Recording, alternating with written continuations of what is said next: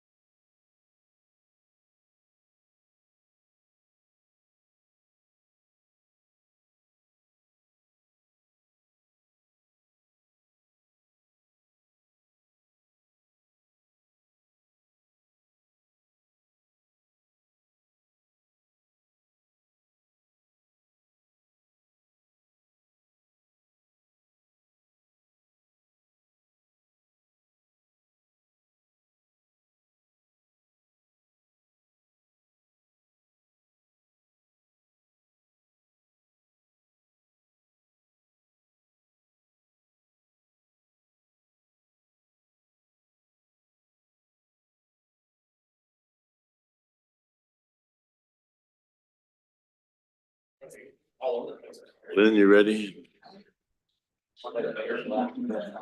Yeah.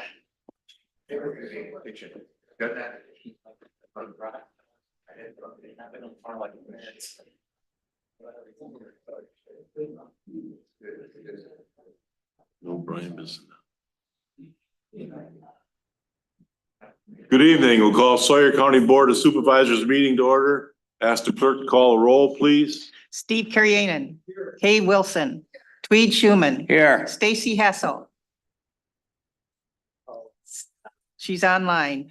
Randy Newman, Mark Helwig, Thomas Duffy, Marshall Savitsky, Brian Bizanet, Chuck Van Etten, Jeff Haney, John Righeimer, Ron Kinsley, Sure. Ron Buckholz, John Sarowski. You have a quorum. Thank you. Next item, pledge allegiance. I pledge allegiance to the flag of the United States of America and to the republic for which it stands, one nation, under God, indivisible, with liberty and justice for all. Thank you. Number 4, certification compliance open meeting laws. Let the record show that we did receive the required minimum to hold a special meeting, and the meeting has been noticed to the public and news media as required by section 19.84 of the Wisconsin statutes. Thank you. Number 5 is the meeting agenda is set. Number 6, public comment. Anybody wish to speak to the board at this time? Is anybody online? Thank you.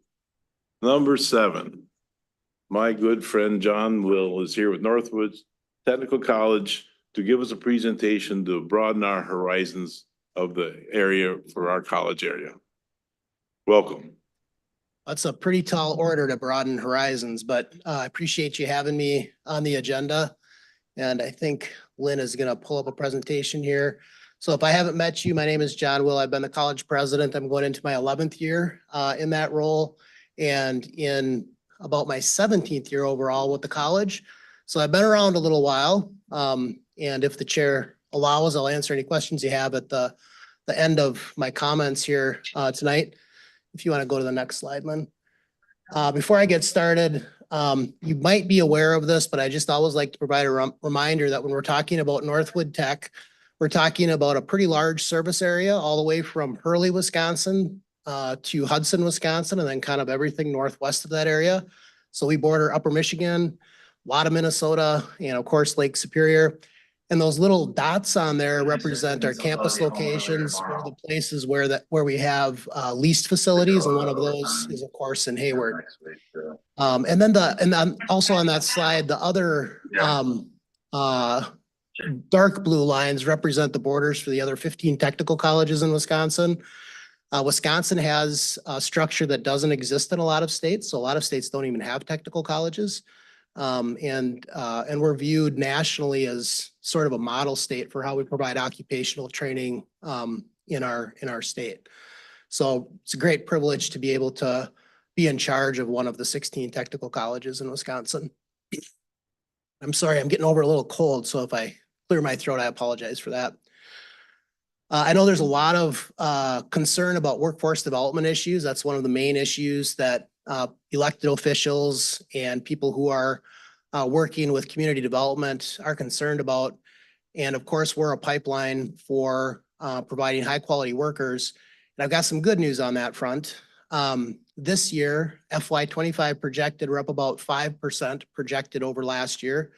Last year, we were up about 4% over fiscal year 23. So we run on a July to June fiscal year. And so we're seeing increased interest in our programming, which I think is a positive thing for everybody. And at the bottom there, I note that our projected enrollment is 14,000. So I just want to kind of clarify that a little bit. You probably know that a lot of what we do is short term. So we do seminars, workshops, training with fire departments, ambulance services, those kinds of things.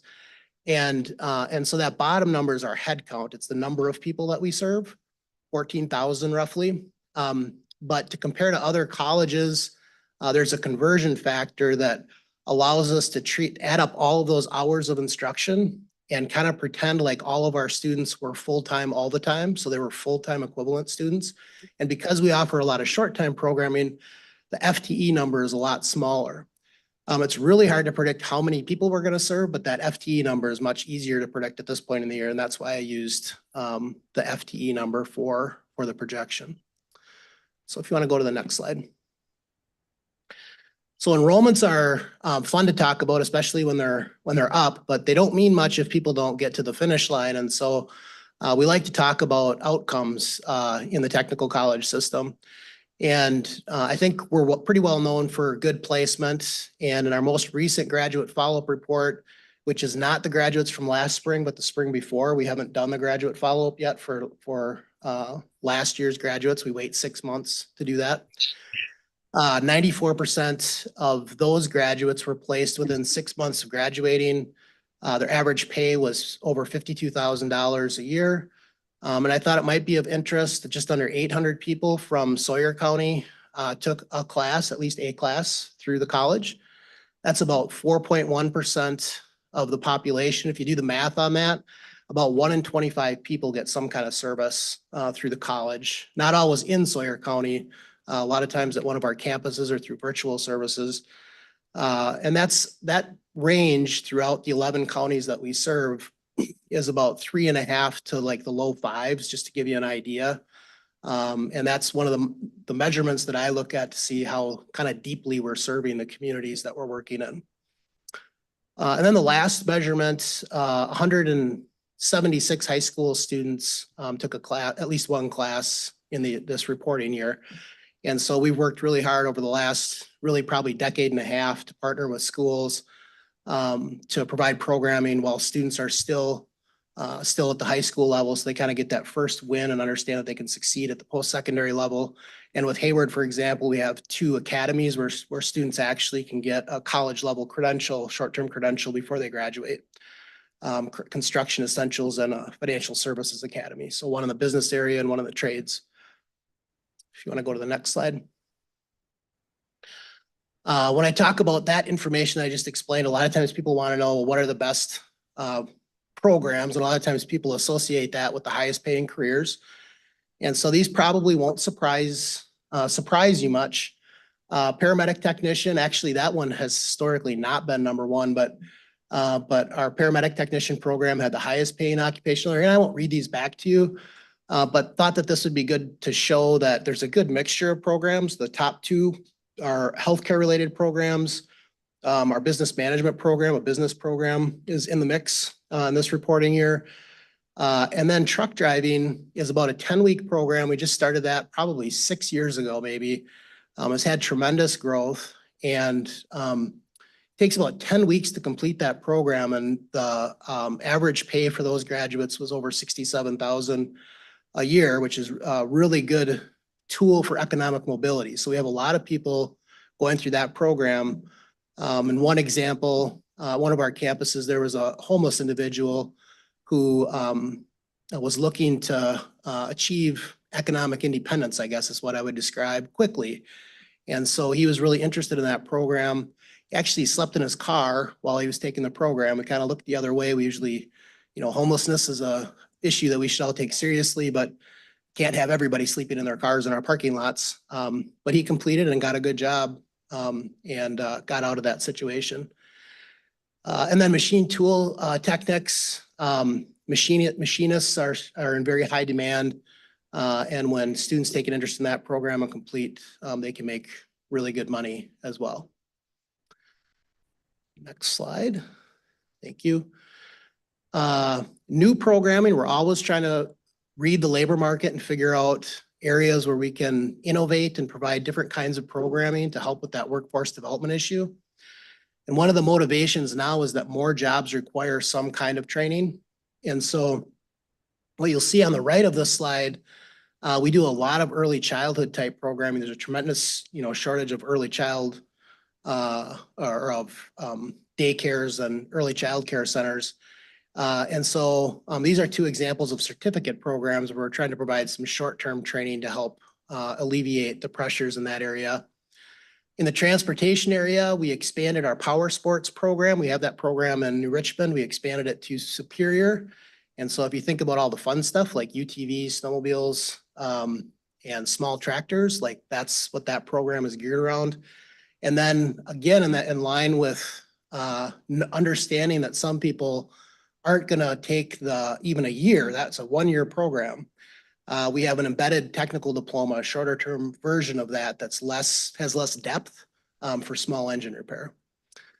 And then in healthcare, 2 really hard to start programs. Medical lab techs are in short supply kind of everywhere.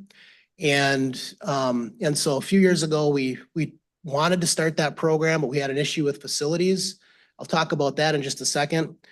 We ended up solving that problem and we welcomed our first cohort of students this fall. So in 2 years, we'll have our first group of medical lab techs graduate, and that's in our New Richmond region. And then surgical technology, for similar reasons, facilities and finding clinical sites is extremely challenging. We took a different approach on this one. We didn't try to solve the building problem, and instead developed the first registered apprenticeship for surgical technicians in the state. We had a hospital CEO from Baldwin who worked with a program like this from a different state and kind of challenged us and said, I know this can be done because I came from a state where it was done. And so we worked with that hospital, Western Wisconsin Health, and have 8 students in that program this fall. So if you want to go to the next slide. So I mentioned the medical lab tech program and the problem with facilities.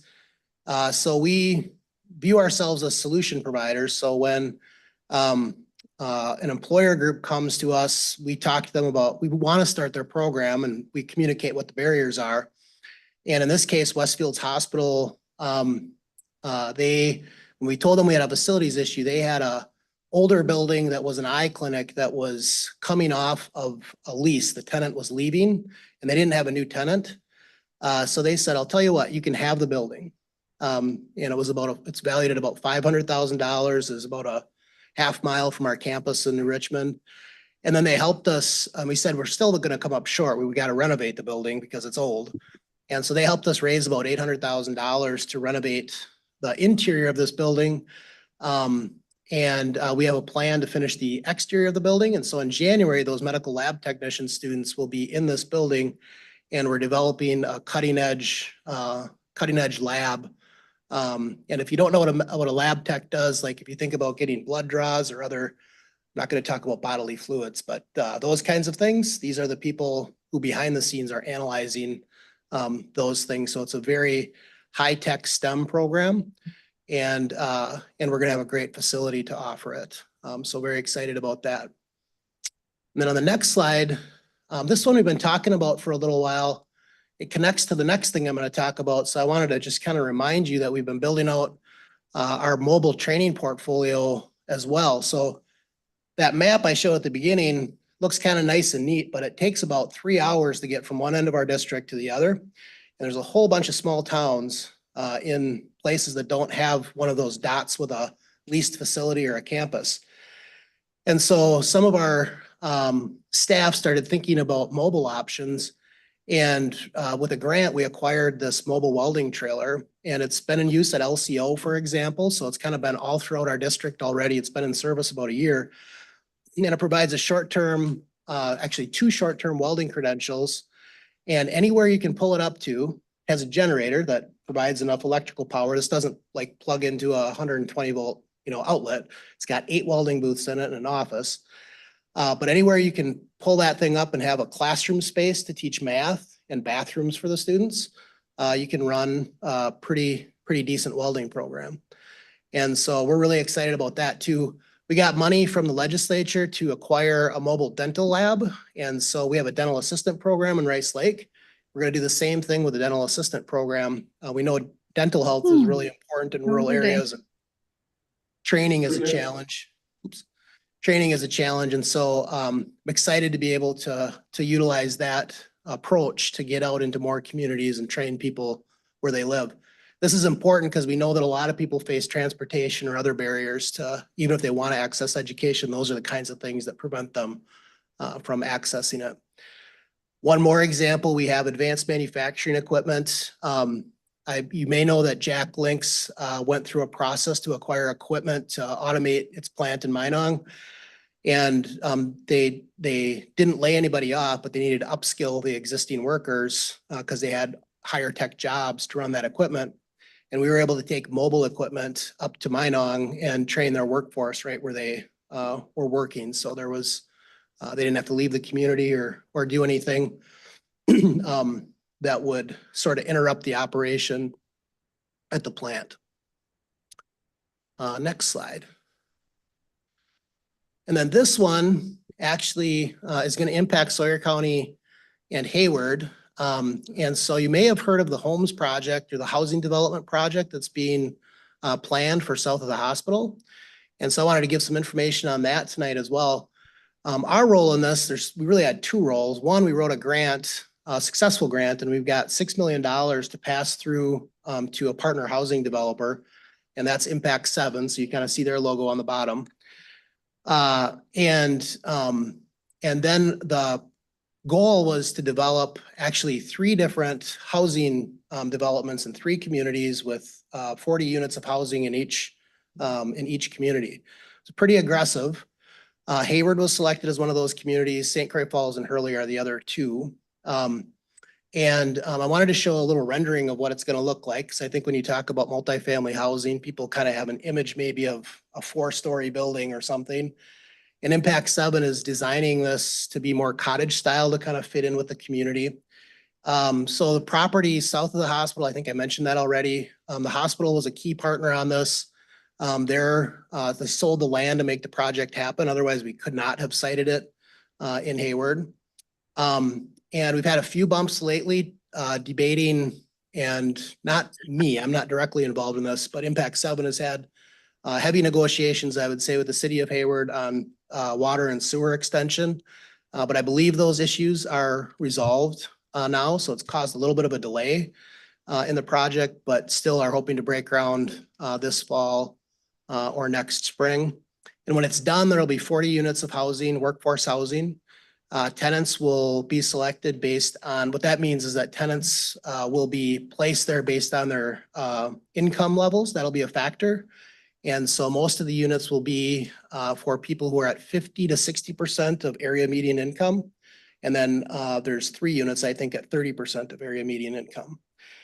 And so there's a process that you have to go through to apply to be eligible to live in one of these units. And it's specifically targeted to keep rent levels at a point where people who are living and working in the community or the surrounding communities have good quality housing. And a lot of communities have problems with housing. And so I'm really excited that Hayward's one of the communities that is gonna have this in the community. There's been some misinformation about the project. I know at one point there was and it's in different communities at different times. It's interesting, but that it was going to be for undocumented workers. That's not true. It's for the people who are, that you see in the community every single day, who probably talk to you about needing to find a good place to live at a reasonable price. That's what this is going to be. And then the next slide shows what the other place that we're involved. So in addition to the grant, and providing encouragement to Impact 7, there's going to be a community building in this development, and it will serve the residents. So there's like a pet wash station, and there's a community room and exercise room, those kinds of things. Yeah, pet wash station, I see a funny look on that, but that's actually very popular. People really like pet wash stations in their development. But the shaded areas, the ones that are kind of like in light yellow, are the ones that we're really interested in. We're going to have control over the center room there. And that room is going to be equipped with technology that we use at the college, like the technology that you're using tonight, but really targeted towards connecting people to the services that we provide at the college. And so if someone has questions about financial aid, they'll be able to come here and we'll be able to connect them to a financial aid advisor without having to staff all of those kinds of positions: financial aid advising, tutoring, math or writing help, counseling services. We just need a place for people to go to be able to access our employees, make sure they have good technology and privacy. And so this will serve that purpose. In some cases, people receive direct programming in that room. The bigger room, though, is designed to sort of host our mobile equipment. And so the parking lot is designed with a specific spot for that welding trailer and other trailers like it. The building is set up so that it's got exits on the right side with sidewalks to walk in the building, for example. It's got the right kind of power, so we don't have to have that noisy generator running. And then when students have classes like math for welding, they have a great classroom to be able to take it in. And also facilities, like bathrooms and a kitchenette and a refrigerator to keep their lunch and that kind of a thing. And so that really will be a benefit to the entire community, not just the residents. And so we're excited to have 3 of these going up throughout our service area in places that don't have college campuses and, to be honest, can't support a college campus. And so And so that's kind of a new model. I think I don't know of any place else that is attempting that kind of a model, but it'll allow us to do intermittent training. So it might be like every other year, the welding program will come to Hayward. And then in off years, it might be, the dental program will be there. And we'll have a rotation, hopefully, of different kinds of programming that are connected to occupational areas that are in demand. Right. Lynn, you have a sixth sense on when I'm done talking about something. That's great. So the last thing I just wanted to mention quick is we just changed the mission of the college. And our new mission is we strengthen communities by empowering each student to realize their own success story. And so I just wanted to note this because that's what I think our college has been all about for a long time. We don't, when people want services from us, they've already made a decision to take a shot, to try, to better themselves. And so we view our role as supporting them and helping them get to whatever finish line they need to. Sometimes it's a short-term program like nursing assistant. We have English language learning programming, GED programming, and we have really challenging associate degree programming like nursing and medical lab technician now. And so that's a revised mission for us. And then our vision, what we aspire to, is we really want to focus on, and this is the next slide, Lynn, is to be recognized as the educational leader in workforce development and community engagement through our student success. And again, this is not about about marketing and people thinking that we're really cool and great. It's about people recognizing that people around the table and in the room need the institution to realize their goals and see the value in what they're providing in their community through the programming that they've gone through at the college. And so the last time we changed the mission and vision, it lasted 20 years. I'm not going to be here in 20 years, so hopefully it'll last that long. I just wanted to share that with you tonight. And then if there's time, open it up for any questions that you have. Anybody have questions for? The project that you're doing in Hayward, if they break ground this fall, how long will it take to complete? Is there estimated time? It's about a 9-month build. It's a little bit of a complicated answer because the rendering I had up there had, if you counted them, there was 10 units. And so what they're trying to do is deliver 10 units at a time. And so there's a possibility that it might take longer than 9 months, but some of the units might be available in 6. And so that's kind of the complicated answer to it. Good for our community. May I ask, who's going to manage the housing Impact Seven. once for the people that want to live there? It's a really good question. Impact 7 has a property management arm in addition to a development arm. And they're 2 separate lines of business, I guess is how I would describe it. So their property management team is an expert in the processes that are involved in working with a project like this.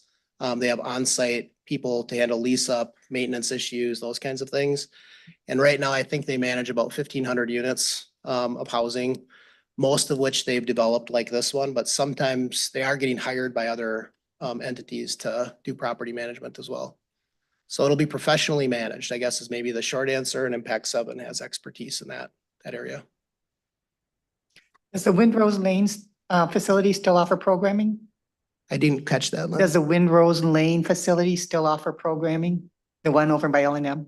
Yes. And so so we're talking about the leased facility in Hayward, but what's happened over time, this was starting to happen when you worked at the college, Lynn, but people, when we look at people who are accessing programming by zip code, those numbers haven't changed as much because people are accessing virtual programming or online programming.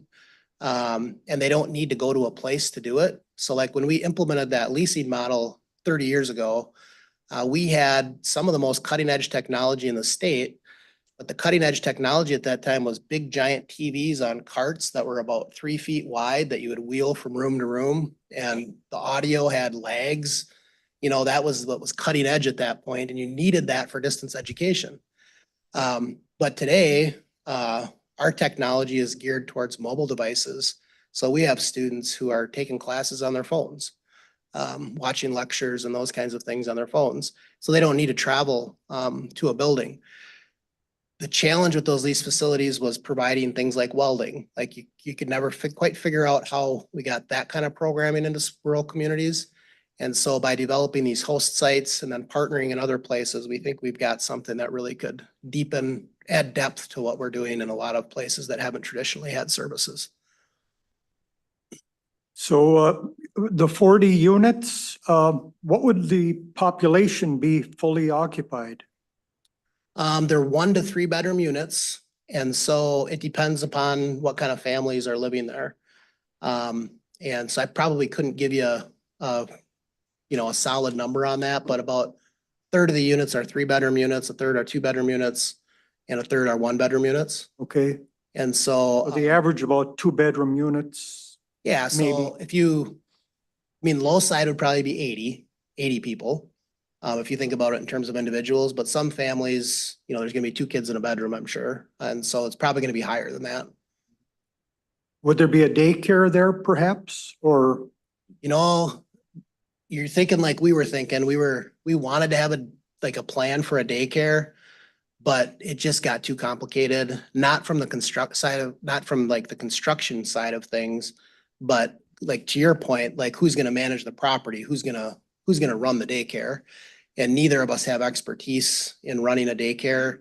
And so without having a guaranteed operator, we felt like that was too much risk for kind of an already difficult or aggressive project. Okay. We did discuss it though, because we know that's another big need. Any other questions? Thank you, Mr. Wilf. Thank you for taking time to come over and take care of this. Thank you very much. Appreciate it. You have to show them home. Okay. Number 8, preliminary 2025 budget. Our old Mr. Mike Markren. Thank you. Thank you for taking time to come. Well, that's a tough act to follow, but bear with me. For your new board members, 2 things I want to point out. Number 1, you'll notice this was not in the packet. I don't do that with the budget because I want to explain it to the group before other people see it. So you're going to see that every year with all these meetings. And then the second one is this is a couple weeks early, so this is more of a first glance and a preliminary budget, but we do have things pretty well together. And I'll speak about that as we go through some of the highlights. Pull up the next slide. Kind of hard to read. Net new construction is 1.32%. That equates to about $140,000 in new money. That is the most in the last 15 years. It's been going up a little bit each year. And it's quite remarkable because we are now in the 3rd year in a row of double-digit appreciation in just our existing evaluation. So to actually get an increase above that in net new construction is pretty good. If I'd have taken the amount of net new construction against what our valuation was 3 years ago, it probably would be 2.5% or 2% anyhow. So it's remarkable that we're getting that. This budget does contain, outside of the union contracts, which are already settled, an increase for all staff of 2% on January 1, 1% on July 1, and then our step increments, which are 1.25%. And we also put in here, instead of having our cap at step 11, we moved it up to step 15. So that becomes our new point that people can get to. The increase is already in each individual department's budget. And I know in the past, sometimes that was in a contingency. I like to put them all in there for budgeting year to year so that you can see that. Health insurance, we have a 5% increase. I'm very confident we're going to either meet or exceed that. So 5% is even good in this day and age, but we've worked our carrier very hard for the last 2 or 3 years, and each year we've been doing pretty well with that. Sales tax revenue has slowed a little bit from what it had been going up, but it still is increasing every year. And I budgeted another 100,000 over this past year for next year. And our investments still are very strong. We're getting over 5% on our cumulative investment pool, and that's really good. It's over $1 million a year that we're making just on investments. The next page talks about the exemptions that are available to us. There are 6 of them. Bridge and culvert construction and repair, countywide EMS, payments to public libraries, payments on any general obligation debt, property and casualty, insurance premiums, and court-ordered placements. The 4 highlighted ones are the ones that we take advantage of here in Sawyer County. We do not do those last 2 at this point. Could be something that would be an option later. The next slide is a little bit of net new construction history. And you can see it's been increasing. This does not include the 24 value, so that will be another nice jump up again, but for the past 7 or 8 years, it's been increasing. Some years moderately, last few years more aggressively, even in the midst of the high valuation. The next one, we did have some budget requests. The sheriff has asked for court security administrative support with a second courtroom, not actually a third courtroom. We do have some more needs there, and instead of having another sworn deputy do it, we figure that we can do that with some support. A lot of us just record keeping and making some contacts, so that will lower the cost a little bit. Zoning has asked for a technician, and then highway asked for some additional monies for road construction. Part of it is in general, part of it is there's a highway B project that was about 250,000, and then a highway C bridge that's about another 100,000. So those are out of that 515,000 basically. So those were the requests that we had. And then I'll go through how we got from where we started to where we are now that we'll be presenting. And again, this is very preliminary. But when I took all of the requests, compiled them together, the fund balance draw would be, or structural deficit would be about $2.37 million. We have a very healthy fund balance, but that's a little higher than we would like to dig in. It would not be sustainable. So, and those are made up of, you can see a general fund structural deficit of 471,000. HHS would need a transfer of almost 1.4 million. Highway for operations, 169,000, and then the remaining for the construction would be 346,000 almost. To put those numbers in perspective, for 24, the transfer of the HHS request was 1.347. So we're up just a little bit over last year. And then highway combined with those 2 was 343,000. So we're in the ballpark with what was requested. But from that, we did make some adjustments. If you want to flip to the next slide. So here are the adjustments we would recommend. Senior Resource Center every year asks for about a $20,000 increase in funding. Each of the last 3 years, we've given them 10,000. That would be the recommendation again this year. So that would be a savings of just under 10,000 from request. And then here's where this was kind of a fun budget to put together. I looked at a lot of long-range planning and asked for really more of a complete CIP request for the next 5 years, construction and improvement. And then with that, just work some numbers, and I would recommend moving some of that highway construction, including those 2 projects, to CIP, because we have room for it this year, which we'll look at in a minute here. And then HHS, in 2022, we had some surplus. We moved that over to HHS. They also had some surplus of their own. So their fund balance is over 2 million now. So we're recommending, instead of that being a fund balance from the general fund transfer, that they would take that out of their own. And when I say that, they haven't had to pull that money. We tend to over budget a little for all the placements that we had in the past. We have had fewer lately. So we like to budget for that, knowing that we likely won't use that. So all those things brought the adjusted fund balance draw down to $630,000. For 2024, we have a planned draw of 750,000. So it actually comes in a little bit under that, again, with very preliminary numbers. But so we're in good shape. Any questions so far? So then going on to our partner organization requests, I'll start with the libraries. very similar to last year. In fact, the two that we fund above the statutory formula are not requesting extra money. That would be the Weiss Community and the Winter Public Library. So they're asking for the same amount we gave them last year and the year before. The other ones are formulary and they're asking for what the formula said. You'll see LCO did go up quite a bit from, which is a good thing. We had more circulation. They're increasing a little under 6,000 and the out of county library is under 8,000. So people are kind of coming back to using the library. I know with COVID, we had a few years where the circulation really went down and started to come back a little bit. Senior Resource Center, which I talked about, we're looking to do a $10,000 increase on that. Transit did not ask for an increase on their operating. They asked for 15,000 in CIP. We can't do that because we wouldn't own the equipment.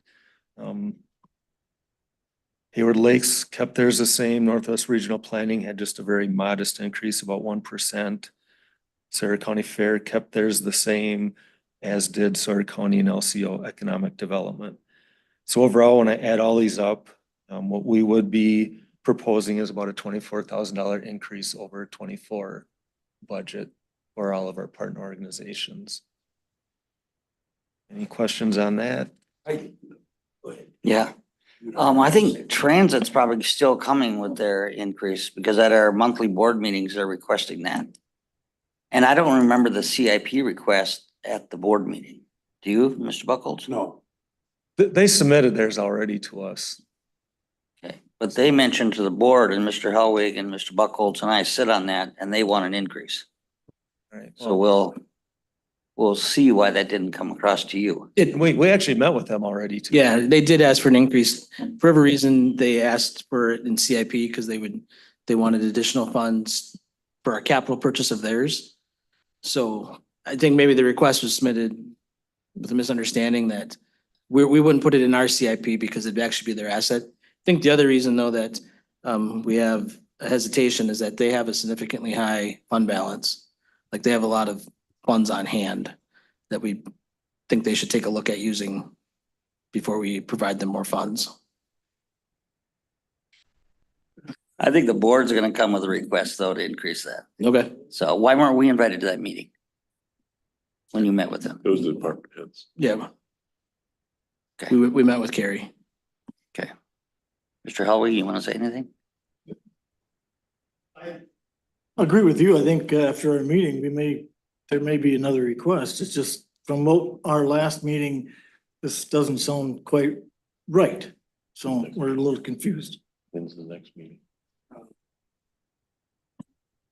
September. Yeah. Same day as a county board meeting. Go ahead, Mike. All right. Moving on, so preliminary revenues. Taxes there's a little moderate increase there between sales tax increase and the net new construction. Intergovernmental revenue, there's a bit of an increase there, some grants and other things that contributed to that. License and permits, just a moderate increase there. Fines, forfeitures, penalties, flat. Public charges actually down a little bit. Departments tend to budget conservatively and they think, well, you know, they have seen permits and applications go down a little bit this year. So I think they're being extra conservative there. Charges down a little bit. Miscellaneous, which includes interest income and a few other things, that's up a little bit. And then the final one would be other financing. In the past, that's been ARPA money. We will have expired all of that by the end of this year. Debt issues also fall under there. So that increase is attributed to an increase in debt issue, which I'll talk about in a minute. Then moving on to the expenditure side, general fund is actually going down a little bit, very flat. That's a reduced transfer out mainly. And then, well, that's basically what it is. Health and Human Services, you'll see an increase there. Both there's an increase in revenue and expense. Some of the expenses will actually generate some revenue. And then also we budgeted a little differently there. Patty's gone, so I developed a whole budgeting sheet, worked with Julie on that, and that's what we came up with. Highway is up as well. This highway we generally go over, but we're over on revenue and expense. Again, a lot of times when you spend with highway, you get money, state money back. So we budgeted more towards this historical data there. And then again, debt would be up. Capital kind of coincides with the debt. In the past, that's been construction. That's why you see 23 was higher. CIP is also in there. And then the other again would be ARPA and transfers. So then looking at the property tax levy for 23, 24 and a proposal for 25, which is small. I apologize for that. It's very, very flat. General tax isn't up hardly at all. Ambulance would be down significantly. There are two reasons for that. One is we just had our indirect cost calculation, which I just got yesterday afternoon. So I redid my whole presentation this morning because it changed quite a few numbers. And then the other thing was in 22, we had a net income in ambulance. And I had said that whatever net income we have will reduce taxes 2 years later. So that's where we're at now. So that is reducing that. And the other thing going along with that is we don't need an ambulance next year. So the ambulance levy will be down quite a bit. And that's where I'm talking about backfilling that reduction with some increase in CIP debt. Because otherwise what would happen is we would have a flat levy or even go down. And then next year when we don't have that surplus in ambulance, we have to levy fully for that. And a normal CIP year, then we'd see a big increase. People don't remember this, they remember this. So the idea is to keep a flat, smooth, mild increase each year. Guess those are really the only highlights on that. If you look at the bottom, as I mentioned, our valuation went up 12.43% again. You can go back again, Mike. That all equates to a tax levy rate. Don't quote me on this, it's very preliminary, $2.41 per thousand. But that would be very level. I mean, the mill rate's going down, the levy would just go up a little bit. So what we would recommend is the far right, which you see the highlighted debt service levy, increasing that to backfill what we're not levying in ambulance. It will either take care of some future CIP needs to lower that levy in the future, or look at our needs for communication equipment and capital there. So that would be the recommendation, have still a moderate increase in the levy. The mill rate would then go up to 247. So that's, again, these are preliminary, but that's the route we would recommend going. Any questions on that or the rationale behind it? All right, moving on then. So this next one is a little debt issue model that I put together. This would be, we're going to hear from about the bug tussle later. If we did not do that, we took care of the need ourselves by issuing $3 million in debt to get the towers up and the communication that we need to serve our emergency services. This is what that would look like. So again, I apologize, this is a little small. This is a 10-year repayment. If we did this, I've got a higher amount in year one because we have room to do that in our levy. And then if you can see way down at the bottom, the payment is higher in the final year as well. The reason I did that is I modeled it that way because we have the debt issue of $4 million for the completion of the courthouse. 23 and 24 CIP would be coming off in 2033. So then this would replenish that reduction as well then. So that's where I talk about this is kind of fun, putting together all the plan long-term to keep that mill rate more level. So if you look in between 8 years though, this $3 million would cost about 5 cents per thousand over those 8 years. So that would meet our needs that way if we chose not to do the bug tussle route. Any questions on that? And then the final slide is just a Sawyer County tax rate history. And you can see mostly through the appreciation of our residential homes in Sawyer County. We've seen our tax levy rate go down because the evaluation's been going up very rapidly.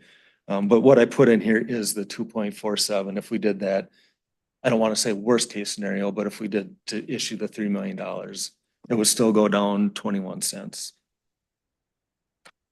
Chairman. Yes. Mr. Markern, what does the Bug Tussle partnership, what is that gonna cost us? Or you said the Bug Tussle route, Yep. right? So they would be putting up a lot of the stuff plus adding the fiber optics and all of that. But we still, Mr. Arbauer, correct me if I'm wrong, but we would have to issue 1.7 million on our end, even under that plan. So doing this route would be about 1.3 million more. But we would be issuing debt either way. We'll get into the deeper discussion, but by going with Bug Tussle, we don't have any tower cost. We can reduce our transmission or microwave cost because we'd be using the fiber. So that'd be the savings is the tower cost and the access to the fiber.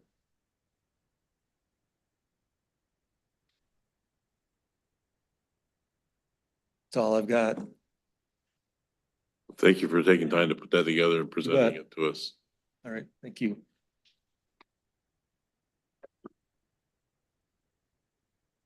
Number 9, discussion and possible action, Sawyer County Public Safety Radio Network. Mr. Alvarado. So can I touch on the budget real quick? We had the opportunity tonight for Mike to give you the brief overview or the first glance at it. So typically we would roll this out again at the September board meeting. I'm not sure that we'll do that. But then once the finance committee has it, we turn it over to them. In October, the public notice goes out for the public hearing and the finance committee will determine when that's going to be. But it's a little, like Mike said, it's a little earlier because we had the meeting tonight. But that's generally the timeline to have the public hearing, usually sometime in October, and then it gets up for a vote by the board in November, at the November meeting. Thank you. So primary reason for tonight's meeting is to discuss the Bug Tussle potential for our public safety radio network. Yeah, everything that was in the packet that we uploaded is essentially what you looked at last month. And I should point out, we do have Andy Phillips is on our council, or actually council for the project on behalf of Bug Tussle, and then Mitchell is here from Bug Tussle as well. So everything that's uploaded in the packet were all the legal documents that have all been reviewed and would be necessary to do the partnership with Bug Tussle. And also in the packet was the presentations that were made last month by GenCom and Bug Tussle. So since that time, we've been trying to complete the due diligence on how the project would work.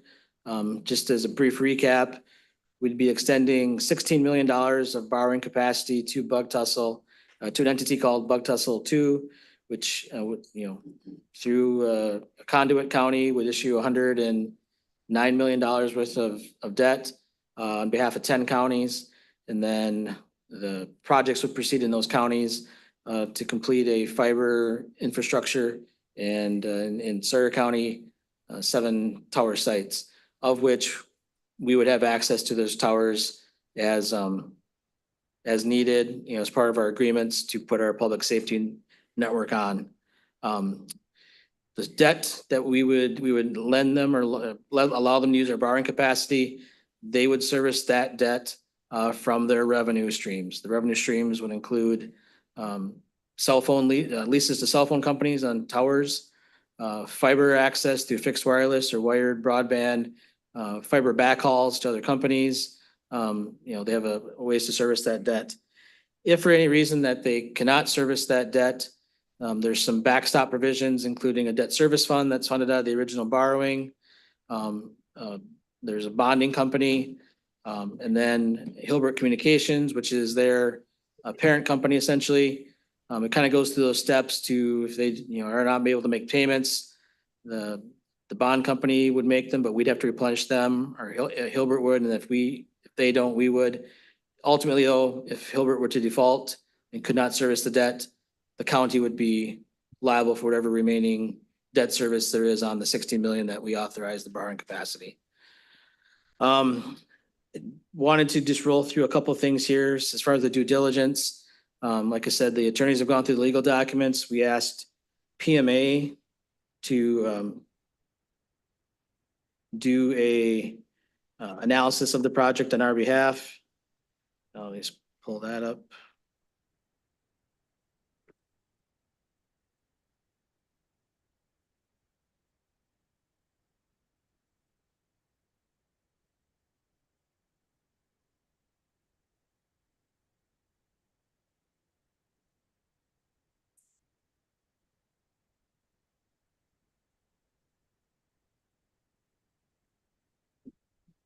Just a sec here. Okay. So the Hilbert Communications did provide their financials, and they'd also provide a pro forma financials for the project. Those were emailed out to the board earlier this week. But we also asked PMA, who's our financial advisor. They help us with the bond issues as well as investments, to do a analysis of this. So due to, I'll just kind of go through the credit analysis and pro forma analysis. And essentially, due to the time constraints, their credit analysis team was unable to provide information that they felt comfortable releasing. The intention was to evaluate the debt to asset ratio for Hilbert Communications versus the industry standards in the telecom industry. They did look at the financial statements from Hilbert, but there was a number of adjustments that were there. And short story, I guess, is that the credit team could not do an appropriate credit analysis on Hilbert for us. The pro forma analysis, they looked at the projections for the different revenue streams that the project identified. And Buck Tussle assumed a subscription rate of homes of 40% at the start and 60% at the high point of the homes passed, how many would tap in or use the service. If, based on their pro forma analysis, if Buck Tussle was able to get 90% of their projections, everything would be fine. But if it got down to 70% threshold, then there would start to be stress on the revenue coming into the project to support the debt service. The other thing they pointed out that we already knew is that there's 10 counties involved, or potentially 10 counties involved with the project. And all the revenue from those 10 counties that's generated in those 10 counties goes to service the debt. So if one county, has a higher subscription rate and creates more revenue, that potentially offsets other counties that may not have as much use revenue of the project.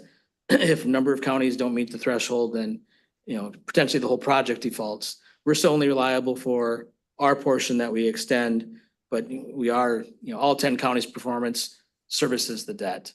So that's the credit analysis and the pro forma analysis that we were able to get from PMA. So it wasn't quite as much as we were hoping and not as clear a picture as we had hoped. And then just as a summary here.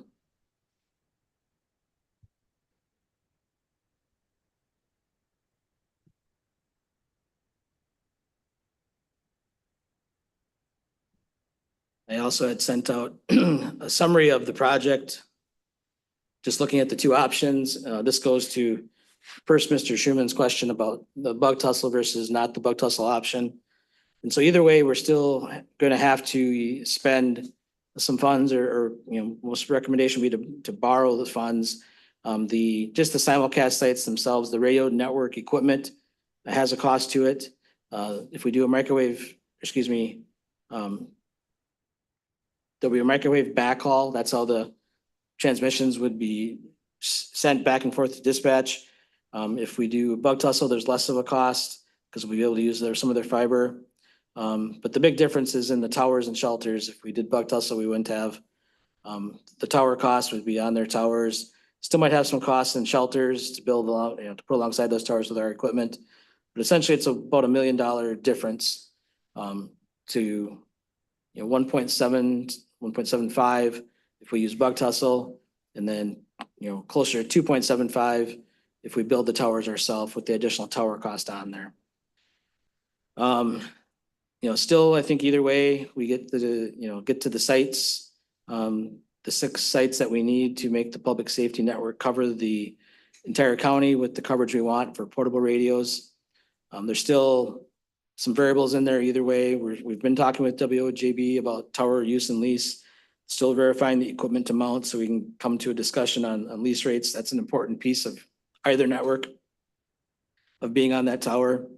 But I guess, kind of looking at the pros and the cons of this with what we've been able to gather up to share with you.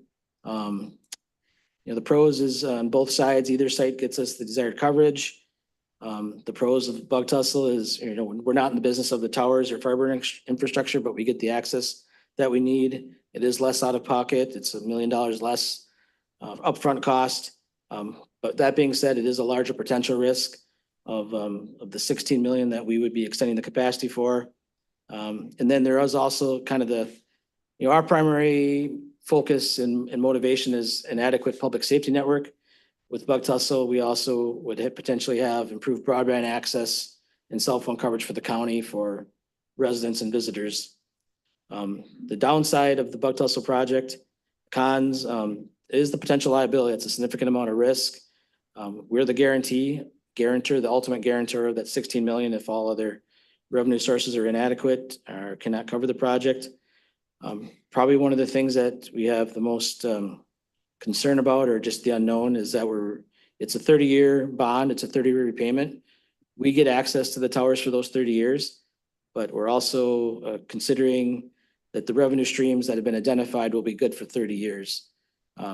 We know today that definitely cell phone service, broadband, fiber are all needed things. 15, 20 years out, I don't have a good crystal ball to say that those revenues will be the same and that there's not other technology, other revenue sources or other competition that would cut into that. So that is one of the major concerns that we've identified is just, how does that look down the road for having the revenue to cover the project?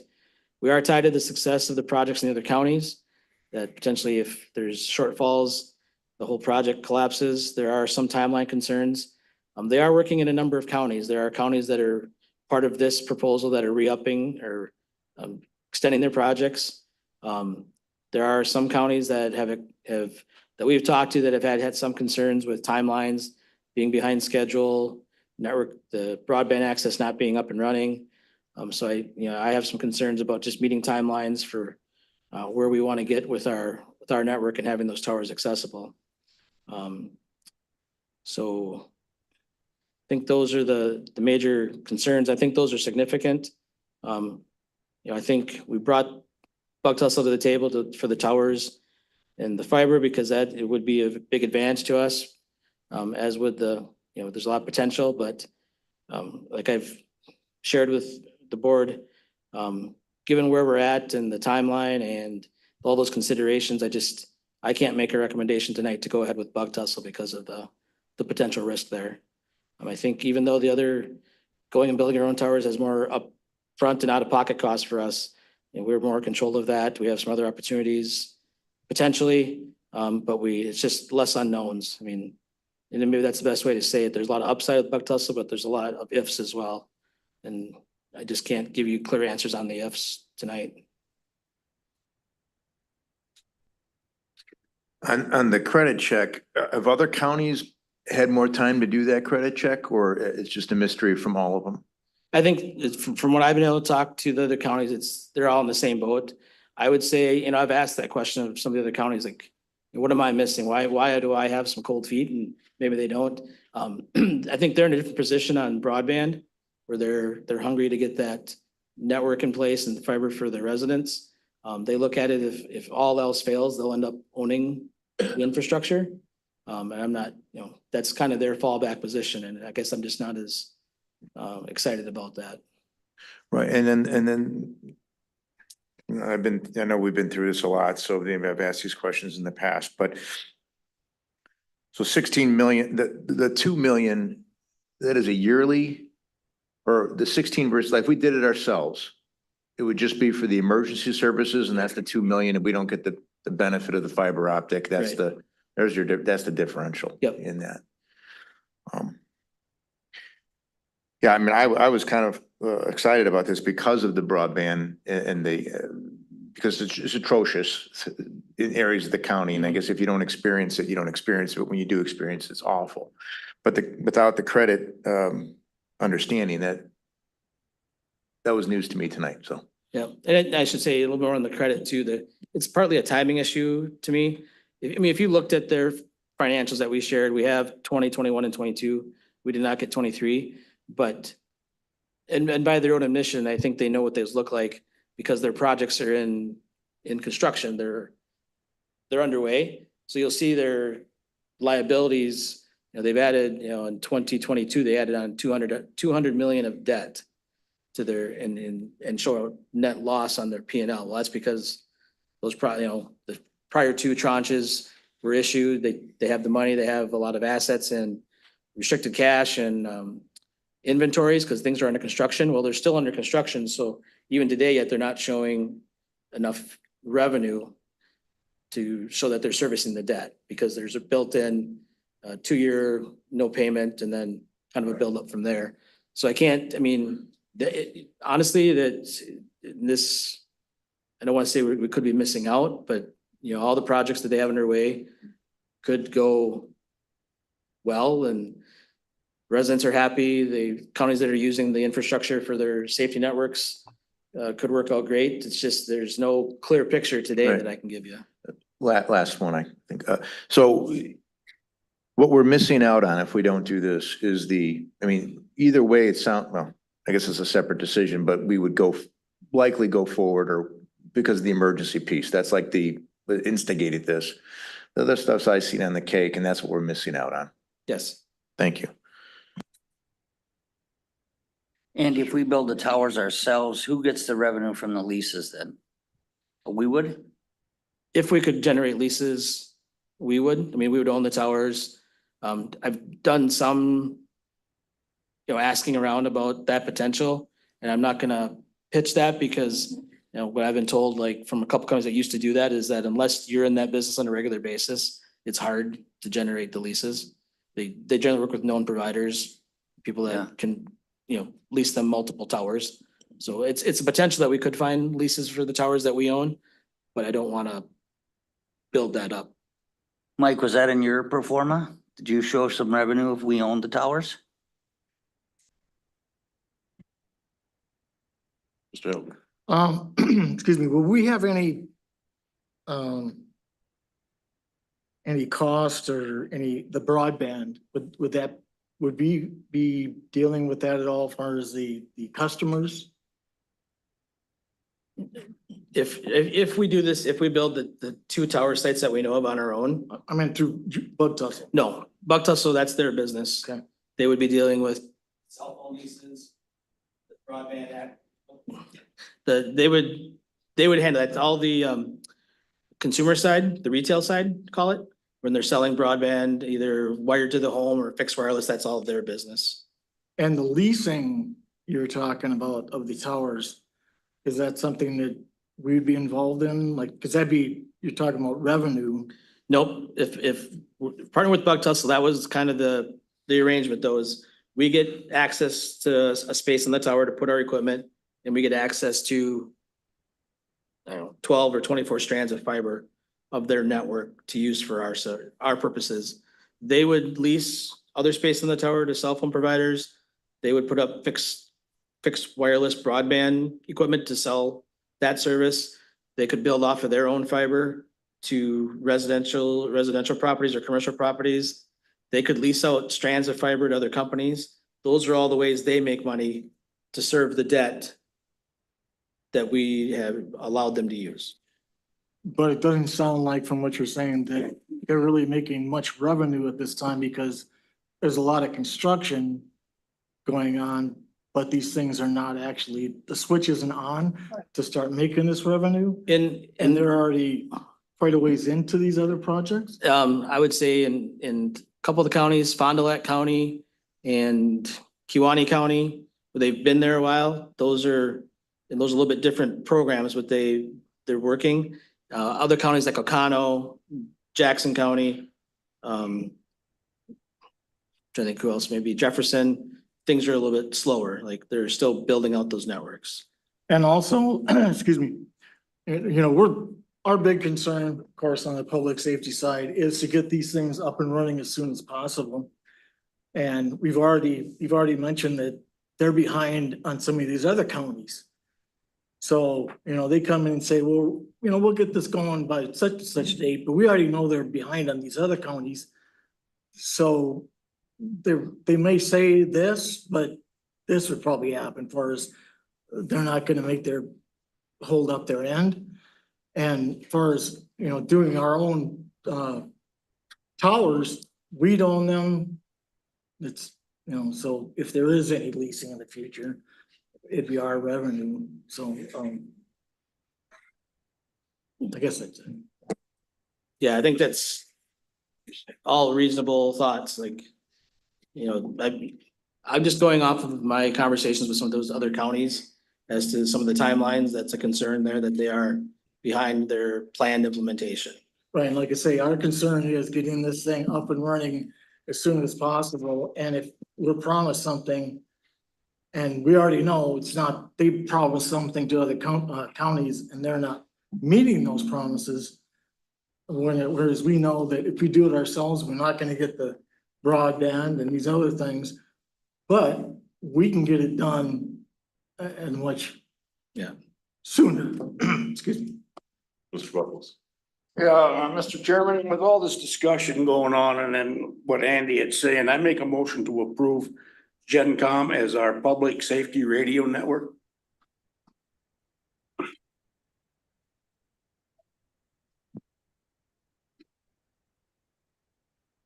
Mr. Elway. If I believe what he's saying, then I make a second on that. We have a motion by Mr. Buckles, second by Mr. Helwig to approve GenCom for the towers. For the towers. Any other discussion? So that's just going down the path of us spending money, and this is for the EMS portion, separate from Bug Tussle. Yeah, what I would say is on the screen, it's option one. Okay, So it'd be building, right now, as I asked them to go through these numbers, they're still current. This is based on two new tower sites that have to be. so option one is no to option two as well. Option one is no to option two. Right, Yeah, got it. yeah. Okay. Mr. Bennett. Back on the discussion of the first, is it possible, knowing what we know now, that they will extend their deadline that they set on us so we could get these financials back? Yeah, can you? Yes. Yes, thank you. I know he's been. Thank you. I didn't get an opportunity to. I wanted to thank you for having the special meeting today. I'm glad that you filled your agenda and didn't only have to talk about this. The long and short of it is yes. If in the event that you would like to prolong this discussion a little bit, the market behavior is such that we're probably going to delay our pricing and delay going to market with the bonds for probably a couple of weeks. So I believe you have your ordinary meeting on the 17th, 19th, somewhere in that vicinity. If you'd like to bring it up again, we can absolutely entertain that discussion. The couple of things, as much latitude as I'm willing to grab here. The fundamental difference between the two price tags in the two projects is obviously the scope and is obviously what is all being discussed in the two proposals. The $16 million is a lot because it's a lot more than what you're really looking at is exclusively a radio communications product. I know that the majority of the people on the board, if not all of you, are sensitive to the broadband needs of the people in Sawyer County. But when you're putting in infrastructure like this, when you're putting in towers and fiber, it makes a lot of sense to do as much with those assets as you can. So the fiber serving a residential purpose, serving a transport purposes, but more to your target is serving the emergency communication purposes. You're building a more reliable, building a more robust network. And as you're able to double count those assets and use them for both your needs and my needs, I think makes a ton of sense. The one thing on timelines I'll push back on, we have not held to the timelines that we expected on the fiber side. That is absolutely not a risk in towers. We've been building towers for a long time and we do it quicker than anyone else does. So if you'd like to follow up and have further discussions with other counties about what the timelines are, the answer you'll get is resoundingly that we build the towers faster than we project to, because that's particularly what we good at. And we're still kind of a little bit green on the fiber side, though we're getting better by the day. Last point I had sticking in my craw, Mr. Alberto, what's the date on that PMA report?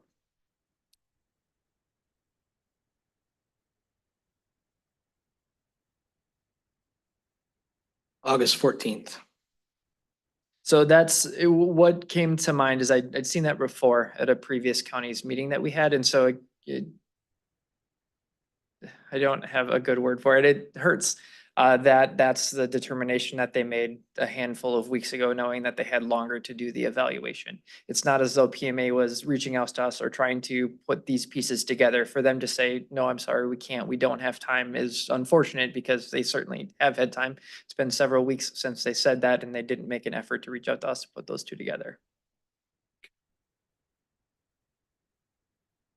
Thank you. Ms. Wilson. Well, I had a concern for spending this money on a valuable project, but with the con of no impact on broadband or cell phone improvements in the county is huge for me. We're going to provide emergency services, but the public is not going to benefit from our spending all this money. I have it's a concern. Mr. Hammer. Andy, if we did have the PMA report, would that change your thought process on this? I mean, obviously, if it came back poor, it wouldn't, but I mean. Right. It would, yes and no. It would check off a box. Like if we had a better viewpoint of Hilbert, that would check off one of the red flags. I think the other red flag, that one was one, or not red flag, but point we needed to flush out more. The other one, though, that we still have some concern with is the 30-year. I mean, it's on one hand, it's good that it's a 30-year repayment because we have access to the towers and the fiber for 30 years. On the other hand, we're relying on revenue streams to be there for 30 years for Bug Tussle to make the debt service payments. And I don't know how to make that one. That's, and I know Mitchell has talked at the other meetings about how, the benefit, how'd you say this? The reasons that Hilbert will not default on the project because of the total assets of the company or the total investments, but. Say a little more precisely. The fundamental guarantee that Hilbert Communications as the parent company giving you is really what you should take solace in and what you should take comfort in as what your security is in this. Yes, you have the assets there, but the likelihood that our shareholders would let it get to that point is incredibly low because, again, everything we have is tied into this. As Mr. Alvarado talked about, yes, these projects are intrinsically tied together because these are in this tranche, these are the Bug Tussle 2 projects, but you have the guarantee of Hilbert Communications. So everything we do on residential broadband outside of the bond program, everything we do on cellular outside of the bond program, everything that we've done everywhere is tied to this. So as the industry pivots and flips, as long as Hilbert Communications exists and Hilbert Communications continues to grow and continues to have assets, your security is really with us and everything that we're doing and the rapid growth that we have, and is not necessarily only linked to the assets that we're putting in here. Though the assets that we're putting in here, the fiber moves at the speed of light and towers have been around and still standing for 50 or 60 years. So they are valuable assets, but that, if I was in your position, wouldn't be where I'd rest my head, is because we have committed everything we can to this program. And there's nowhere for us to hide on this. We can't walk away from this without walking away from everything. And there's far too much value tied up into it for us to do that. Thank you. Has Bug Tussle ever defaulted? No. Is the first iteration we've had of this bond a similar bond program was in 2012. Much smaller scale. It was to build 18 towers in Fond du Lac and Adams County. Those bonds were for a 10-year term through the Midwest Disaster Area Relief Fund, MDAR. Those have come and gone, been bought and paid for, and are completely satisfied. The modern issuance of the bonding started in 2021, so obviously there's 27 years to go on the first set in this format. Mr. Hellwig. I just want to be clear in my own mind, the 30-year payment, that money, the monies is coming from the broadband revenue of, Multiple, I mean, the 30-year bond will be serviced by Bug Tussle by the revenues they generate, which is multiple revenue lines. I think cell phone leases, broadband access, leasing fiber to other companies, backhaul contracts. So they in the pro forma, they've got them all listed. I think my point was that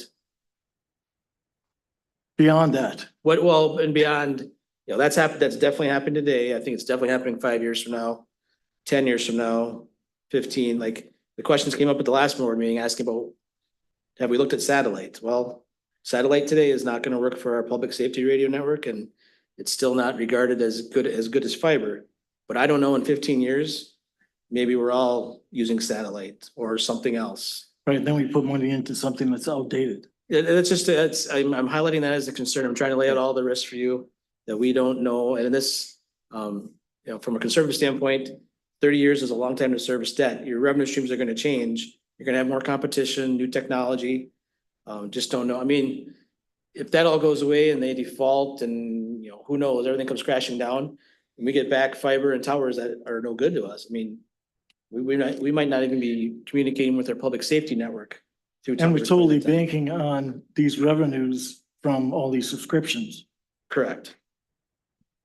If I may, in addition to, again, everything else that we're doing, is though the pro forma lays it out that it should be a cash positive asset, that everything should go according to plan. In the event that it doesn't, you're not solely reliant on the assets that we put in here. You're reliant on the parent company and everything that we're doing.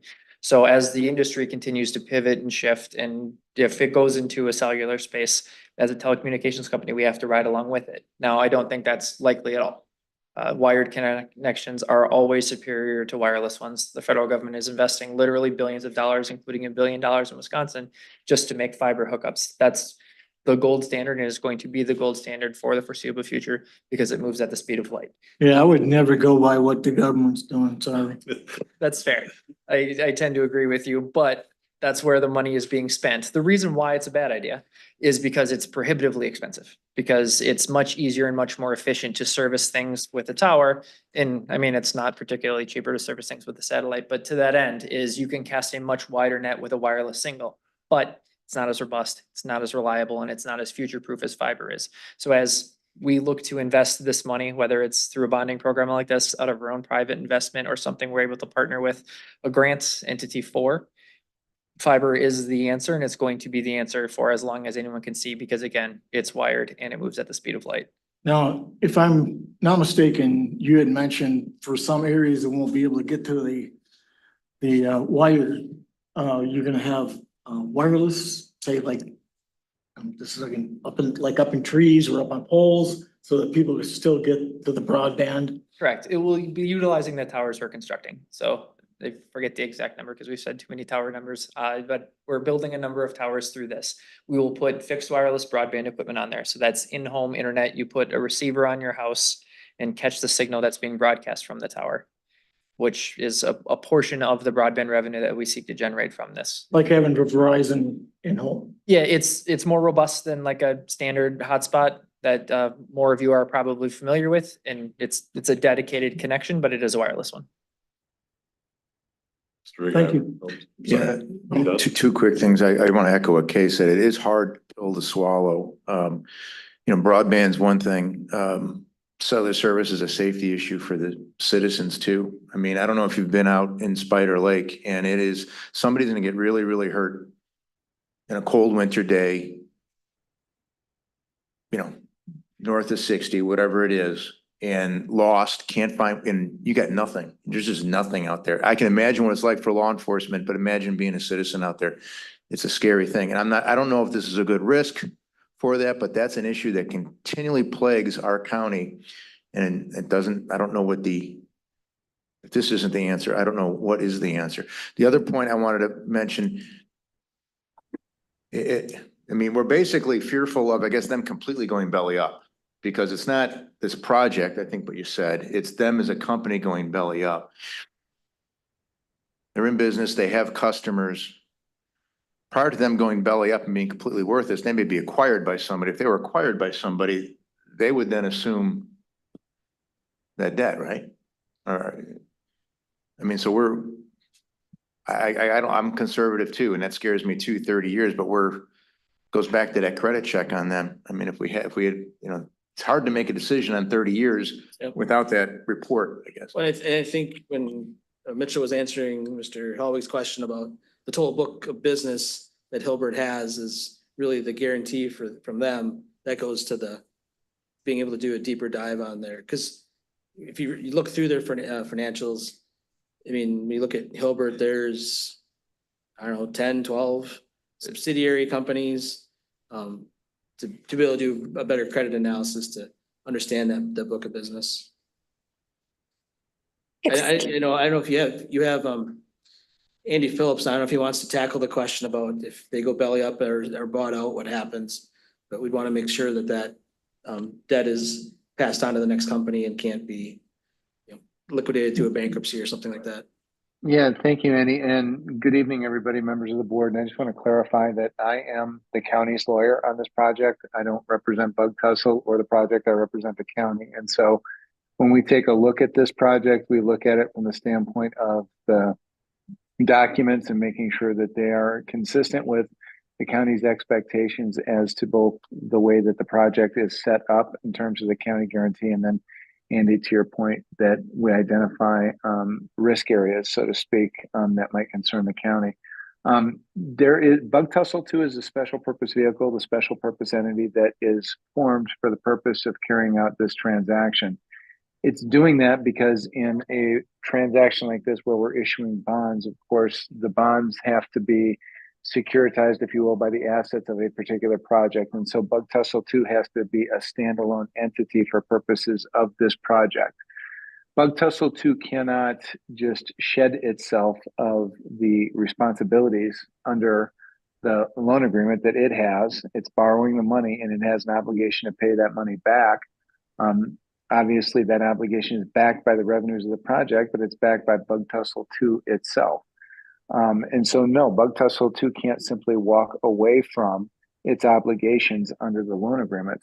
The other thing I will note is that if you look at, and I tried to put this on diagram, it's in your packet as Bug Tussle schematic V2. I tried to highlight this, but it's a little easier to explain, is that if you look at this program, what you've got under the loan agreement and the indenture, the two operative documents here, is you've got a couple of funds that are set up in order to carry Bug Tussle through that preliminary phase where it is building projects, building towers without revenue. So it doesn't have any customers yet. That's the capitalized interest fund.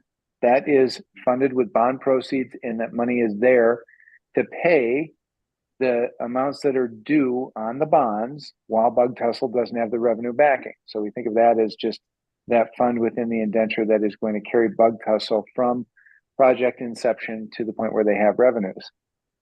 The second thing that is built into this project is what's called the Debt Service Reserve Fund. That Debt Service Reserve Fund is just as its name suggests. That is a reserve fund that in the event that Bug Tussle is unable for whatever reason to make payments on the loan so that the payments can be made to the bondholders, that Debt Service Reserve Fund exists to make sure the bondholders get paid. If that Debt Service Reserve Fund is tapped, if the trustee, in order to pay the bondholders, has to go to the Debt Service Reserve Fund, that's where the county guarantee kicks in. And of course, Sawyer County's responsibility to repay that Debt Service Reserve Fund is capped at the amount allocable to Sawyer County here. Plus, Sawyer County is not the only county that would have a responsibility to replenish that debt service reserve fund. It's all other counties that are participating. And so Sawyer County is not looking at, if Bug Tussle misses a payment, throwing in $16 million. That's not going to happen. Now, again, the liability is capped, and at some point, if enough payments are missed, yes, Sawyer County would have to pay $16 million. But the mechanism to do that is through the debt service reserve fund. All along, while that is going on, of course, Hilbert Communications has the obligation to make good on its parent guarantee. So when we think about it, Bug Tussle has the initial obligation to make the payments for the debt service. If it misses those payments, it goes to the debt service reserve fund. If the debt service reserve fund is hit, Sawyer County and all other counties would have to replenish that debt service reserve fund. Bug Tussle too still has an obligation to pay the county back any of those monies. And Hilbert Communications is guaranteeing Bug Tussle 2's obligations. And so again, I don't want to confuse everybody, but it's a little bit different than simply if, for example, I just guaranteed my son's auto loan. If he doesn't make a payment, I got to make the payment. It's not as simple here. That's not what precisely we're talking about. I just wanted to make that clear for the county. Now, credit evaluation is not something I do. It's obviously something that's important to the county board. And I have no opinion on Hilbert Communications creditworthiness other than to say, yes, I've seen the documentation as it relates to its 21 and 22 audited financials. I understand what it is that they're trying to do. And I also understand that Hilbert Communications intends to be in business for a long time, as Mr. Olson suggested, given the breadth and variety of the various projects in which they're involved. So that's all I can comment on as it relates to Hilbert, but I certainly understand the board's concerns. And maybe I'll stop there and see Andy or Mr. Chair if there are other questions. Yes, there is other questions. We have someone virtual that has a question and she hasn't had a chance to talk yet, so go ahead, Ms. Hessel. Okay, I think I can work my technology here. Last time we spoke, I asked if the state was doing any reimbursement as far as like the BEAD. Does anybody know if that has, if that's question's been answered about the BEAD reimbursing the counties because we're stepping out on our own? You know, the state's getting all this money, but nobody's telling the counties what they can do with it yet. The BEAD process is underway, and I don't know if I think Mitchell had talked to last time that this project is not at this point designated for BEAD. The providers are going to have to file their letters of intent by the 1st of October, and then they'll have to apply for those funds. So if it wouldn't be a reimbursement to the county, it would be potentially to Bug Tussle if they were able to go after those funds for the broadband portion of the project. Mitchell, you concur with that? I do. As the project is laid out in front of you, none of it is associated with BEAD. Now, we got new BEAD eligibility maps actually earlier this week, and obviously there's a lot of overlap because we're targeting the areas where we know there are not coverage. So it's very likely that we would apply for a BEAD grant and look to expand our project through funds that are available that way.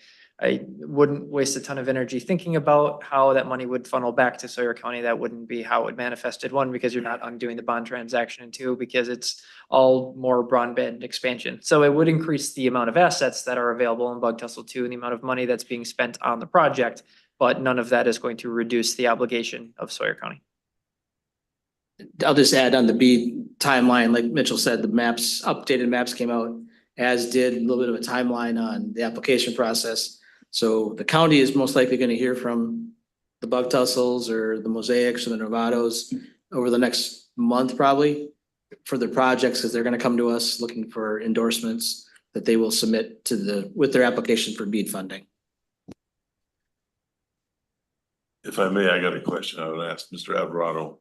How many of the surrounding counties are going this way? Yeah, can you give us an update on that, please? Surrounding, the only one that's only one touching us is Price County, but in their neighborhood, I would say Price and Taylor are the closest ones. Beyond that, it goes, let's see here. In this tranche, and I don't know I haven't kept up on if anybody's in or out, but Forest County, Jefferson, Iowa, like I mentioned, Price, Washera, Lafayette, and Marathon are the counties that are part of this bug tussle too.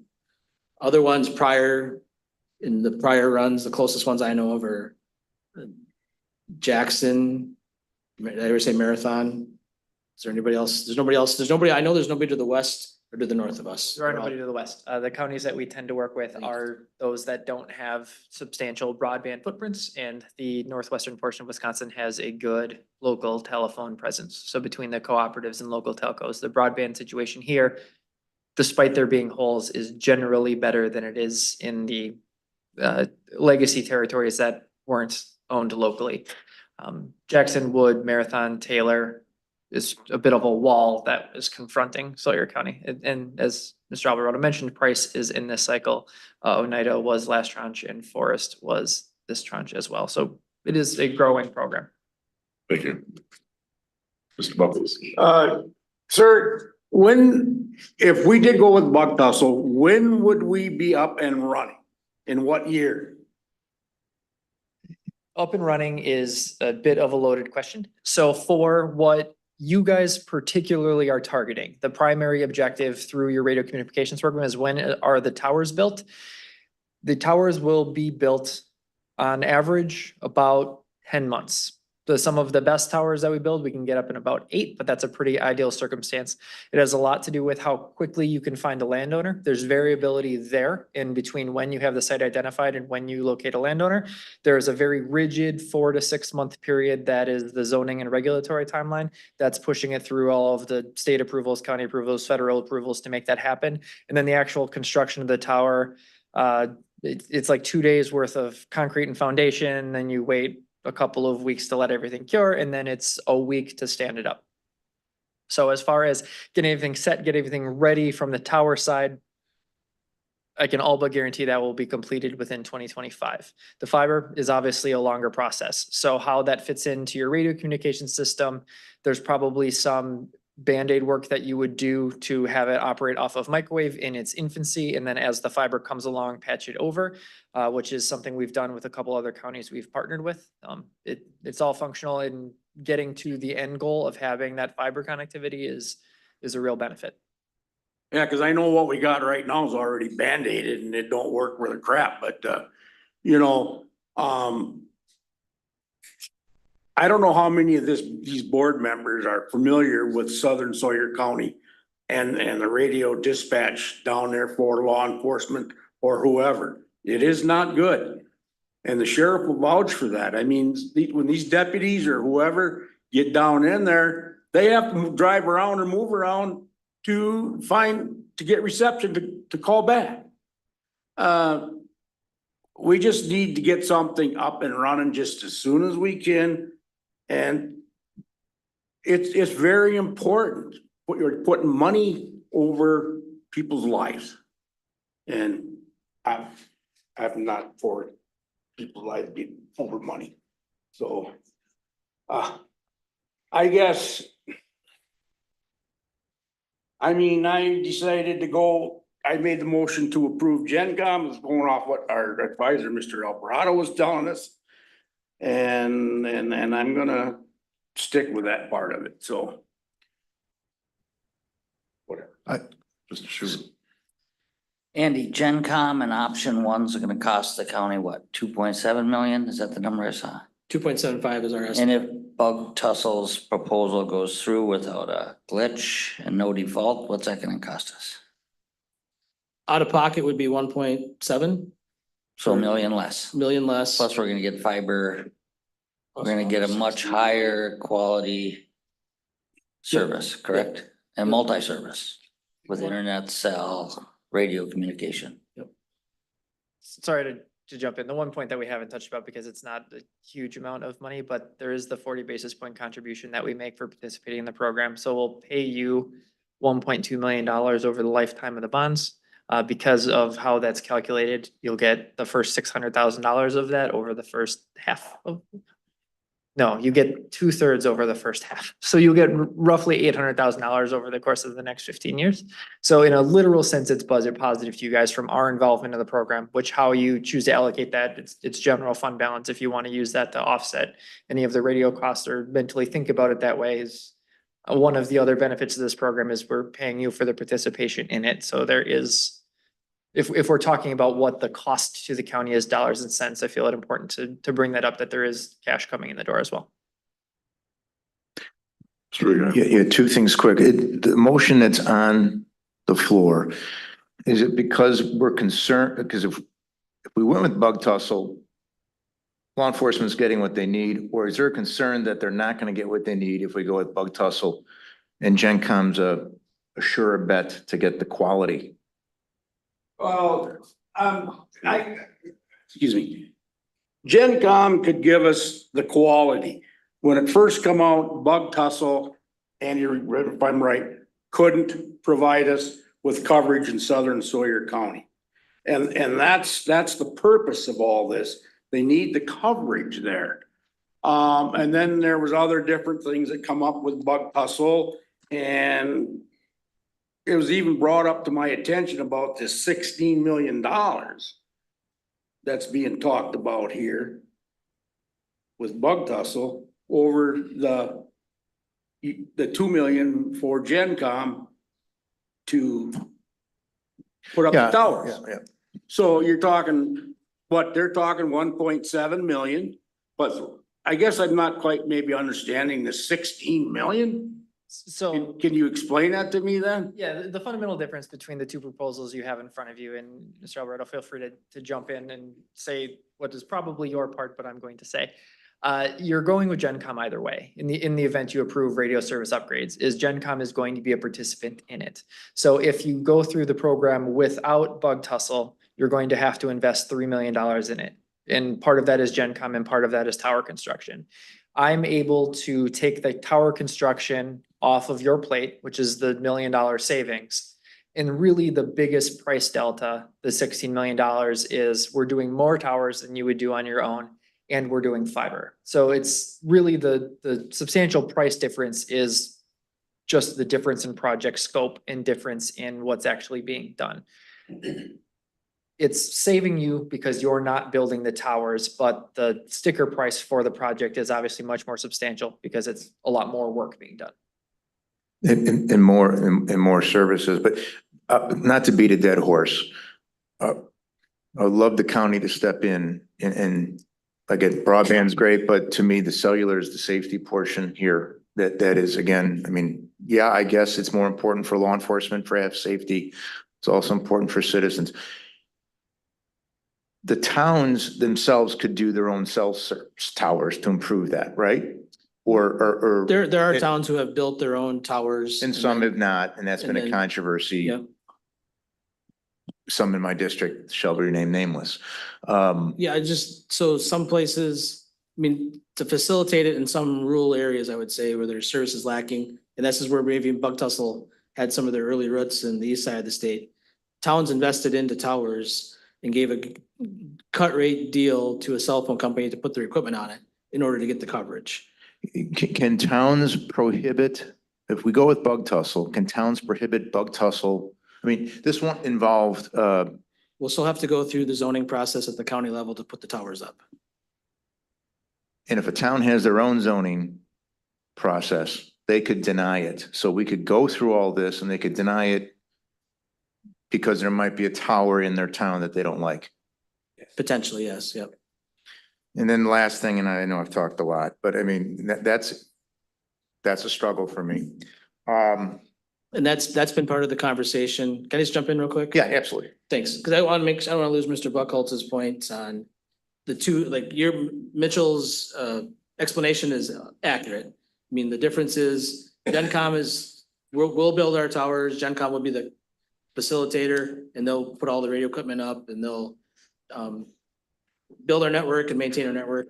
Bug Tussle, it's their towers, but GenCom is still the one putting the equipment on it and maintaining it for us.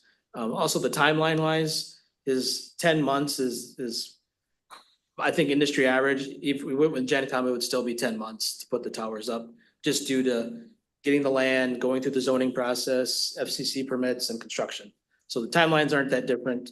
And also the coverage in the southeast portion was issue initially with what Buck Tussle proposed, but Buck Tussle and GenCom have been working as we've gone through this to look at tower sites that would get coverage in the southeast portion. And I circle back now because part of that is based on tower locations, tower heights, which impacts tower construction. Because we've talked about standalone towers. If you go up 300 feet with a guided tower, you get more coverage. But either way, I'm just saying the timeline's about the same for the towers and the coverage of the county is the same. That's not the hesitation. The hesitation is the Understood. 16 million. And other than Spider Lake has its own zoning, so this could happen in Spider Lake, they could say no. So that poor cell service could continue. But elsewhere in the county, I'd like to think that they would not, that would be approved. And I'll just leave it at this, I'm a capitalist at heart, private sector at heart. But, governments need it when the private sector can't or won't step in. And that cell service is something that they will not step in on because it's not a good business for them. And I think that's just something we have to ponder in the decision. Mr. Helwig. Couple things. The other counties that are involved around us, are they putting, is it the 16 million thing also? Well, yeah, I don't know. I believe Price County's number is 15 million. Taylor County's doing it 2 times. I don't know what their total is. I would tell you Taylor County is a little different though. They bonded 10 million years ago to put their own fiber broadband network or fiber ring in. Also, are we still like on a sense of like a time crunch here, or do we have to make a decision on this tonight? Mitchell has new news tonight that we have 2 more weeks. I'll give you 2 more weeks. And Generally speaking, just to touch on your question, is the project costs in the county are county specific. So we look at what the needs of the county are, what the existing broadband footprint is, how big the county is. So if we're trying to run a fiber that touches a large portion of the county, how much does that have to be? Bigger counties obviously need more. Counties that need more towers because they don't have anything for existing cellular coverage obviously need more. So that's kind of how we got to the number we got to. To that end, it doesn't have to be there. If this is, and I don't want to negotiate against myself here by any means, but if this is a program you guys don't like at 16 because you don't like the risk there and you say, give me a proposal for 10, I can put that together and we can talk about kind of how all those. these are all preliminary numbers. Yeah, well, whatever number is in that resolution and locked in is going to be locked in as we officially voting. But if we're taking time and we're saying, okay, let's evaluate this, to Mr. Alvarado's point about risks, none of those change. So the risk profile is the risk profile. Your annual replenishment of the debt service reserve fund is your annual replenishment of debt service reserve fund. On a $16 million issuance, it's 1.4. On a $10 million issuance, it's 1.1. So it's not like those numbers really change the math a ton. But if that's the direction you guys would like to go, more than happy to. If you want to do something incredibly small and just say, okay, build us 4 towers for our radio network, we can do that too. Granted, it's to me, a significant missed opportunity. One, in getting the fiber for your needs because it is a better network, and 2, doing the broadband while we're here, because that's a big piece of this. That's a big piece of the program, is leveraging the assets as far as you can leverage them. Right, I think we do this, we're gonna do it right. But, and also in this time, say if we wait this 2 weeks, can we get a real evaluation on the company? Instead of this one that was half-assed put together, if we're gonna use that as a. Lafayette County. It doesn't sound like they did a real good job. Lafayette County continually referred to me as a fox in a hen house when I tried to answer that question. So however you would like, or however Mr. Alvarado is able to find someone to give an assessment, we're happy to cooperate, but I can't answer that for you. Couldn't we do our own I'm sorry. Hey, Doug. Oh, Couldn't we do our own financial credit review? I mean- I mean, Mike could probably do it. I don't want to volunteer you, but Well, and that's why we have, and that's why if you look to like the debt to equity ratio and current ratios, none of those are gonna, a banker won't look at them and say, we should make them a $60 million loan. That's, okay. I think we're on the same page, Mike.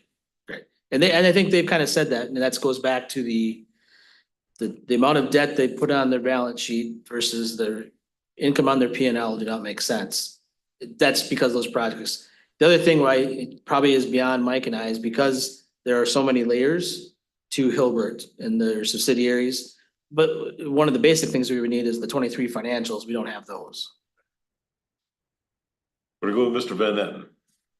I was talking to Andy before the meeting. I have a unique position because I do work in broadband. And just today, I was working down south and I'm working with Michael's Construction. They are a sub company for Bug Tussle. And he had no reason to lie to me. And I said, how good are they? And he said he had no complaints. The other thing is, I have 7 techs that work for me all across the state, and every one of them last Friday, I said, do you have Bug Tussle in your area? Out of the 7, 5 did, and there was no complaints. Coming from my prior career in law enforcement, a deputy or an officer without a radio is useless as far as they're there to provide help. They cannot get the help. They can't call in support. It is very, very frustrating. I just think we need to keep an open mind and, this technology in broadband, everything copper is going to the side. It's not going to be used anymore. These phone companies that are still doing copper that we do provide service for, but it's just, everything's changed. Now, do I know what their debt ratio is? No. I think it's important that we can do our due diligence and do a background.